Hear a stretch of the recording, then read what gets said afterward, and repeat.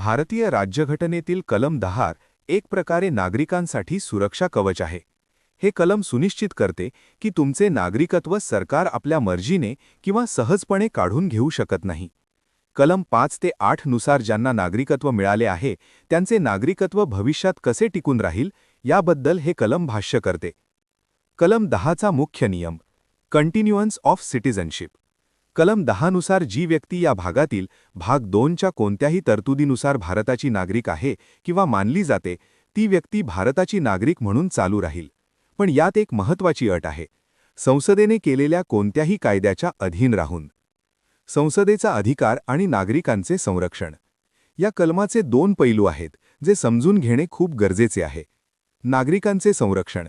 सरकार केवळ एखादा आदेश काढून तुमचे नागरिकत्व रद्द करू शकत नाही. जोपर्यंत तुम्ही भारताचे नागरिक आहात तोपर्यंत तुमचे नागरिकत्व कायम मानले जाईल. संसदेचे नियंत्रण. जर संसदेला वाटले की नागरिकत्वाच्या नियमांत बदल करायला हवा तर संसद कायदा करून नागरिकत्व चालू ठेवण्यावर किंवा संपवण्यावर मर्यादा घालू शकते. उदाहरणार्थ नागरिकत्व कायदा 1955.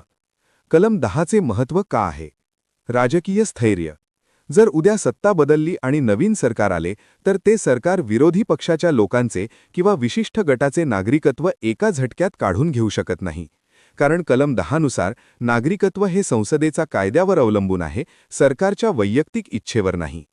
हक्कांची हमी. हे कलम नागरिकांना खात्री देते की तुम्ही एकदा भारताचे नागरिक झालात की जोपर्यंत तुम्ही कायद्याचे उल्लंघन करत नाही किंवा स्वतःहून नागरिकत्व सोडत नाही तोपर्यंत तुम्ही भारताचेच नागरिक राहाल. तुम्हाला हा व्हिडिओ आवडला असेल तर लाईक करा, शेअर करा आणि चॅनलला सबस्क्राईब करा.